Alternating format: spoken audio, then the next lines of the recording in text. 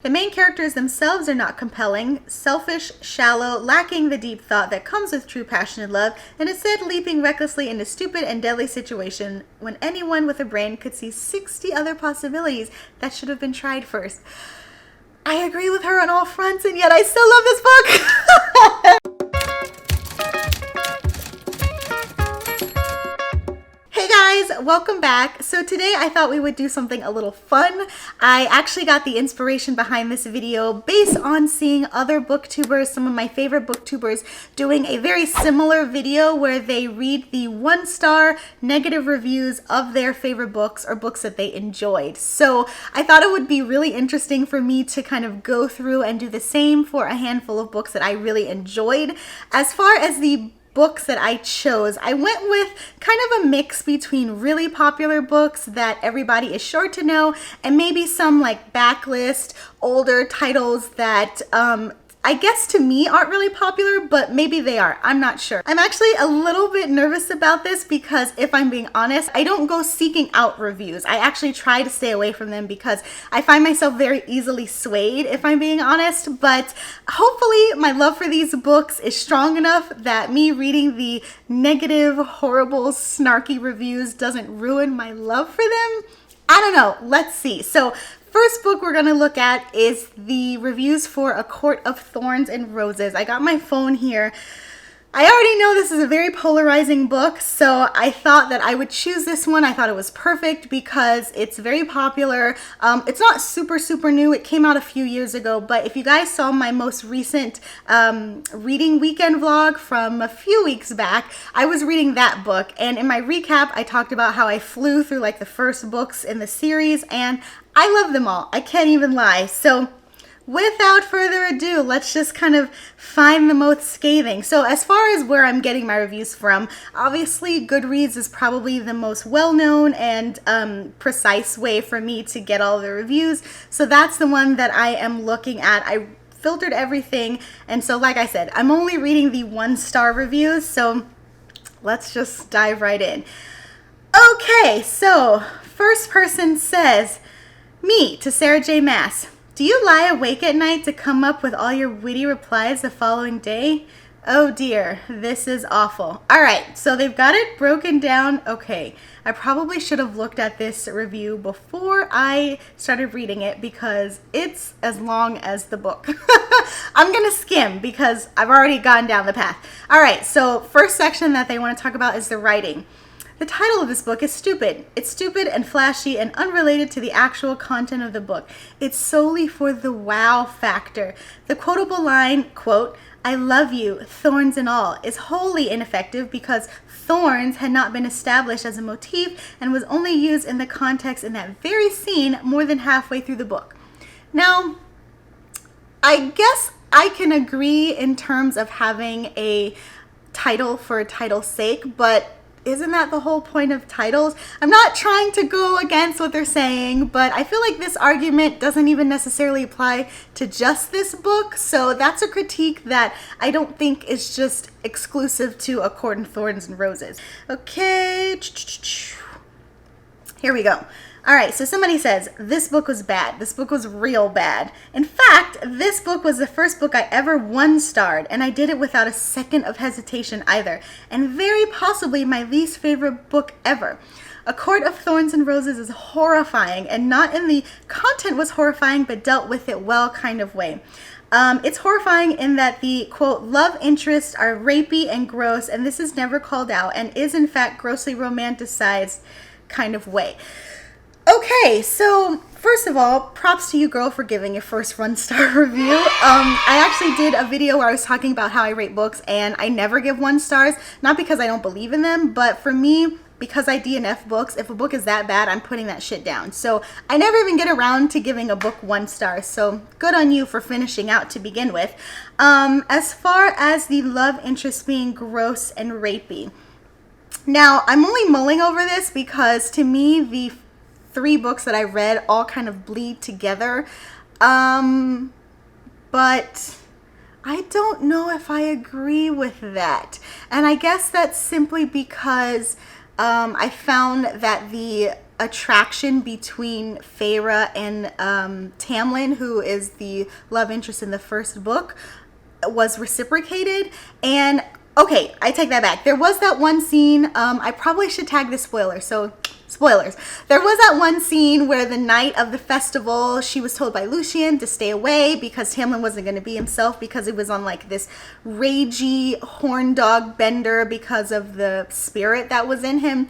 And he ends up finding her and like pushing her against the wall and like biting her neck, which is vampiristic. So I will give her that. And as far as rapey, I feel like that's such a fine line for me to talk about, but I can definitely see how it can be portrayed that way. I mean, obviously throughout the book, I don't necessarily think that that was a undercurrent that was brought about, but that particular scene, I'll go ahead and give her that. So, all right, okay, let's read one more. So, okay, this one has a word in here I don't even know. Okay, this one's kind of funny.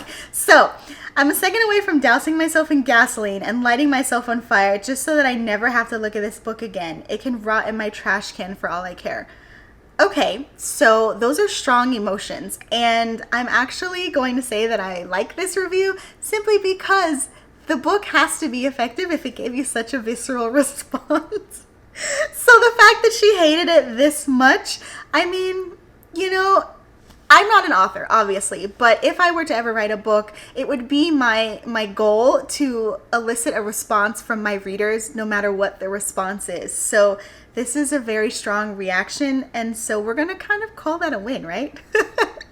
I'm not rationalizing these, I swear. Okay, so let's go on to the next book. Let's look up, you know what? Let's look up Fangirl. I love this book. I read it almost right when it first came out, but I remember loving it because it had all of the elements that I love so much just kind of conglomerating together. First of all, I think Rainbow Rowell's writing is beautiful, and I love the what word am I looking for? Fanfic. I love the fanfic aspect of it, especially because it's fanfic of one of my other favorite series, which is Harry Potter. So let's go into the reviews and see what people have to say about it. All right, 1 star. First of all, there are 1 stars. I was a little bit surprised about that. I figured there would be some 2 stars, but not 1 stars. Okay, so here we go. You know, it's been so long since I've disliked a book to the point of wanting to rant about it, and I was starting to think I'd lost my cynical edge. Okay, well, first of all, good for you for finding that this book made sure that you still had your cynical edge. And I'm not even being sarcastic about that. So, she goes on to say that that's 1 point in Fangirl's favor. We're on the same page about that. So she says, you know, I liked Fangirl at first. It seemed like it was going to do something new with a protagonist that wasn't the typical quirky teen girl. Here is where I stop and give my short... Okay, I don't need the review. All right. Okay, here we go. The protagonist, Kath, is a wholly passive character who gets exactly what she wants with no effort. There's a dreamy love interest who makes Prince Charming look like an inconsiderate jerk. Anyone who disagrees with Kath is awful. This book is very much in need of an editor because even Mary Sue is side-eyeing Kath and saying, really? You know, I agree and disagree. I do think that the love interest was not very flawed. I do think that he was very sweet, very compassionate. He was very patient with Kath, who was clearly struggling to kind of come into her own since Ren was flourishing on her own in college. Ren is her sister, by the way. Now, as far as Kath being a Mary Sue, I'm a little on the fence about that because Kath definitely had her issues, and I actually think that she was very accurately portrayed because teenagers and teen girls at that age typically do think that they know it all, and they think that if you don't agree with them, then just to hell with you. So in that aspect, she's pretty realistic in my point of view. So I don't know, that could just be because I'm now older and wiser, and I remember that I too was a smart-ass know-it-all back when I was Kath's age. Let's go on to another one. Okay, so apparently this person originally gave it a 3 out of 5 stars. But she actually came back and updated it. Okay, let's see what she had to say. So I rated this down to a 1 star because it features my most hated character in YA, and I skipped all the Simon and Baz parts, so I really only read half of it. 3 stars was far too high for me. Okay, girl, that's not even fair. I totally get once you kind of let a book sit with you, you want to go back and re-examine your rating, but it's fine if you even give it a lower rating after you thought about it. But to give it a lower rating because it featured the initial stages or the initial birth of the, what's the name of the spin-off book? Carry On. It featured the initial birth of the Carry On spin-off. I don't think that's fair at all. So I'm going to just go ahead and just say like that review doesn't count in my opinion. All right, let's just go into one more review to see what they had to say about it. Okay, going on to the DNF shelf so hard because I can't finish it. The final straw was being badly triggered by the forced institutionalization, and I cannot deal with how it treats mental illness, not to mention the bullshit regarding fandoms. For a book ostensibly about, quote, fangirl, it doesn't actually get what that means at all, instead focusing on the worst stereotype of fangirls possible. Okay, so I feel like I should tread lightly with this one because any book that causes any kind of trigger in you, I completely think that she was in the right to DNF it because you shouldn't have to force yourself to finish a book if it's just eliciting this response in you that is going to weigh heavily on you in the long run. So I also think that giving it a 1 star and a DNF equate to be the same thing in my book. I don't rate DNFs like I said, but if I were, then 1 star it is. Now, as far as how fangirls are treated, you know, it's a little ironic because her beef, it sounds like fangirls weren't accurately represented, but then she herself is pigeonholing what a fangirl should be, which is ironic because that is her rant about this book. So I'm not really sure where to take that. I mean, it's one thing if you have a critique about Kat's character and how she is as a person, but to say that you know for certain that somebody who is a fangirl about a specific genre or topic or book or whatever isn't correct, then it's like, well, who are you to say that? I don't know. That's my 2 cents. This is her 2 cents. Let's move on to the next book. I'm actually going to choose something that I feel like isn't super popular. Maybe it is, and it's just because it's been so long, or it's not in like the niche markets that are popular today, such as like YA fantasy or sexy 50 Shades-esque kind of books. But the book that I'm talking about is the Poisonwood Bible by Barbara Kingsolver. And this, like I said, it came out a while back. And let's see exactly when it came out. It came out in 2005. And I read it about 10 years ago. And I remember really liking it. It was, I will say, a very long book. And it is what I would consider an epic saga because it follows an entire family throughout generations. However, it was very meticulously described. The characters were very well written, so much so I would compare it to Stephen King in the sense to where you knew each and every one of their insights and their flaws as a whole. Despite the fact that this book has an average rating of 4 stars, which is not bad, 4.06 if I'm being specific, there are 1-star reviews. So let's get into what those are because I'm very interested to see what they have to say, and I have a feeling I might agree with some of them. Okay, here we go. All right, so let's start out with this one. So she says, people love this book, and I think I can understand why. Promising. It's got a collection of strong characters. Each chapter is written from a different character's POV, and it's set in Africa, which is exciting. But there are a few reasons why I don't think it's great literature.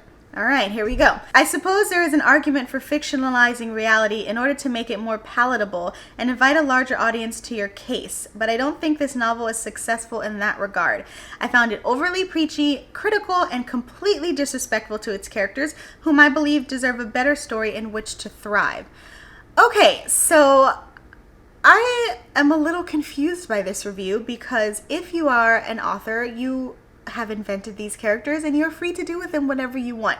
Now, if her review or her beef with the book was the fact that the way in which the characters developed seemed unrealistic or not in a way to where it made sense as the story of a whole, then I think I could be more compelled to agree with her. But to say that you treated your stories or to say that you treated your characters unfairly, I mean, they're characters. They're your characters. If anybody can treat them anyway, it's the author. But anyway, yeah. As far as where I do agree, I do think that at times it was overly preachy, and I think that was because it dealt a lot with people being missionaries and working in Africa. So naturally there is going to be a religious overtone or undertone, depending on how you look at it. But anyway, let's go on to the next review, because it starts off with, I give up.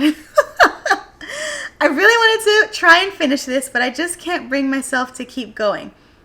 Okay, that's short and simple, and you know what? I have no argument back to that. If you're not feeling a book, let that shit go. So, good for you. And you gave it a 1 star. Like I said, I feel like DNFs and 1 star can kind of be the same thing, so I'm not going to fault you for that. Alright, so I'm going to choose this next review because it has Oprah's name in it, and naturally that is an excellent reason to read a review. Okay, so she says, by the way, I keep saying she because on Goodreads it tells you people's names and it has their photo, and these all happen to just be from women. It's not like I'm defaulting to women, by the way. Okay, so she says, I read this because it was an Oprah book club choice and because my friends insisted I read it. This was before I found that most of Oprah book club picks are ridiculously chosen because they show the depravity of human condition and the ability of the main character to rise above this. Okay, first of all, yes, I totally agree. I did not know this was an Oprah book club pick when I first read it, and it's probably because I read it a few years after it had already released, but I learned long time ago to stay away from Oprah book club picks because even though it's like, ooh, Oprah, she chooses books that are depressing as shit. So, side note, if you're looking for like a celebrity book club to follow, I totally recommend the Reese's book club, Reese Witherspoon that is, because her books seem to be a lot more varied and not necessarily upbeat, but just intriguing and probably more interesting to the mass audience. But anyway, okay, now you know where I'm coming from. I know there are plenty of people out there who love this story. I started off really enjoying this book, and I really like the initial theme of not trying to change those around you. I agree. However, as I read on, just seemed like a lot of bad situations were piled on this family so that they could, quote, rise above it. That's also true. I'm definitely not saying that bad things don't happen, but I just didn't feel that these people truly change. I didn't feel any connection to them. I finished the book trying to find a reason to like it, but when I put it down, all I can say is, I just didn't like this book. You know, I like this review. I can completely see myself writing a 1-star review that's very similar because just no matter how hard you try to get into a book or connect with the characters, sometimes it's not there for you. And I definitely understand what she means about not necessarily wanting to be emotionally drained by a book because it seems like your characters just can't catch a break. So that's a 1-star review that I actually agree with. Okay, so let's just switch it up and go to another favorite of mine, and that is okay, I'm doing this one for shits and giggles because I know it's gonna have a lot of 1-star reviews, but I'm not even gonna say it's my guilty pleasure read because I don't think that there are such things, but Twilight is a book that I loved when it first came out, and it's always going to be near and dear to my heart because it got me out of the worst reading slump that ever existed in my life because I went, oh my gosh, years without reading, which is unheard of now that I'm thinking about it. And this book it brought me back to the light. It saved me somehow. And I know that sounds a lot more dramatic than it actually was, but I really enjoy this book, and so I just have fond memories of it, even though I recognize its flaws. Now, speaking of flaws, let's read them because I know that there are a shit ton of them. Okay, so 1-star reviews. Side note, while I'm looking for one of these, shockingly, in terms of like the average rating, there are more 5 stars than 1 stars, so all hope is not lost. All right, here we go. First sentence says, I hate this book. I will probably end up reading the rest of them because if I don't, people that love this will think that they can convert me if I just keep reading. First of all, kudos to you, girl, because if I don't like the first book in a series, there's no way in hell I'm finishing the series. But she does have like a little parenthesis side note that says ETA, January of, let's see, I guess it was like a few months later. Never even remotely bothered to finish this series. Good for you. Life is too short to force yourself anyway. All right, in short, the writing mechanics are atrocious. The dialogue is stilted and absolutely wretched. The characterization is bad, loose, jumpy, and the progression is occasionally senseless. The main characters themselves are not compelling, selfish, shallow, lacking the deep thought that comes with true passion and love, and instead leaping recklessly into stupid and deadly situations when anyone with a brain could see 60 other possibilities that should have been tried first. I agree with her on all fronts, and yet I still love this book. Like I said, I know it's ridiculous, and I don't think that a book has to be perfectly well executed, nor do I think that the characters have to be flawlessly conveyed in order for you to just love a book or have an emotional attachment to it. I feel like you can either love or hate a book just because of the visceral response that you get from it, the emotion or the feeling that you get when thinking about it. So that said, I am totally not going to fault her because every single one of the points that she brought up is completely true. And so just for the reason that she hates it, I can look past all of those things and still love the book. Okay, so let's read another one. This person says, I really enjoy lively details. There's nothing better than knowing an author has really thought about her characters and situations. I feel like this is going to lead into some sarcasm. Yes, I just read a little on it. It is. Okay, sorry. I lost my place. Lively details, you understand. Pointless details are a nightmare, on the other hand, to read. I really don't need to know that Bella ate a granola bar for breakfast. I really don't. Show, don't tell is not the be-all, end-all of writing. Preach. There's a little thing called summary narrative. It's beautiful. It facilitates plot progression without having to follow your narrator through 24 hours a day and quote watch as she eats a granola bar for breakfast. I'm laughing because it's true. Yeah, I totally get it. I don't need to know that she ate a granola bar. Now, it's interesting though because these little sprinkle of details, when put in the right context, can really help color a story so that you can envision it. And I have a feeling that this exact same review can probably be seen in some shape or fashion in a review of one of Stephen King's books, because anybody who's read Stephen King knows he is the king, no pun intended, of details. And there's such thing as overdoing it, but if the payoff in the end makes it worth it, then that's one of those things where it's like, yeah, he really does a good job painting the scene. And then you get situations like this where, yeah, it's just too much. So is this a bad idea? Now I'm starting to regret doing this video because I don't know how I feel the fact that I just agreed with like 3 of these reviews. Okay, I'm gonna read one more. Okay, let me give you an idea of how much my opinion of this book changed at different stages of reading. Here we go. When I was about a third of the way through, I was so into it that I immediately put my name on the library reservations list for the sequel and wish listed every book edition. I know that feeling, side note, and to be honest, there's nothing better than loving a book in the beginning and then keeping that love feeling to the end. And then there's nothing worse than really loving a book because it has so much promise and it hooks you, and then some bullshit happens and then the end comes and you're like, what the just happened? So I get that. Okay, now having finished, I doubt I'll bother to read any further in the series. The opening is quite interesting, blah, blah, blah. Unfortunately, the answers to all of these blah, blah, blah questions seem to be either non-existent or extremely lame. Edward reacts weirdly to Bella because she's A, smells really good, and B, is the only person he's ever met whose mind he cannot read. Number 1 apparently makes him fall in love with her, while the reason behind number 2 is never fully explained. But, you know, the actual mysterious stuff is apparently not important. Instead, it's more important that we realize the Cullens are good vampires who only eat animals and who do nice all-American things like play baseball in the woods. Of course, now I'm thinking about that scene in the movie where they're playing baseball, and God bless old CGI, because I remember, side note people, I remember watching the movie thinking like, oh, that's so cool how they portrayed them playing baseball really fast. And I recently watched the movie like I don't know, 2 weeks ago. It comes on ABC Family all the time. And I remember thinking like, ooh, that looks cheap. But like I said, I still love these books. Why do I love these books? I don't know. I guess the good thing is that me reading this and I still feel good about it, just, I am loyal, right?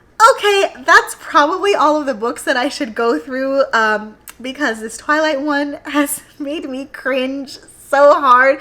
But like I said, this has been a great exercise because it shows me that I am still quite loyal to my 5-star reads, because despite reading these reviews and being able to understand where they're coming from, I still love these books. And like I said, I don't think that a book necessarily needs to be perfectly well executed in order for you to feel like it needs or deserves a 5-star. There are just as many books that are well written that you just can't connect to, so you don't give them a 5-star. So I feel like the opposite should be able to be applied. If you love a book, even if you can't explain why, then 5-star it. Who cares? Be unabashedly unashamed about it, just like I was here. And just do your thing. So anyway, please let me know if you have read any of these books and what your personal rating is. As you have seen, I do not take offense if you don't give it a 5-star like I did. In fact, if you have reasons why you don't love it, I would love to hear it, because like I said in reviewing all of these, I could see where a lot of them were coming from. But anyway, I hope you guys enjoyed this video. Please like and subscribe if you did, if you want to see more content like it, and I will see you guys next time. Bye!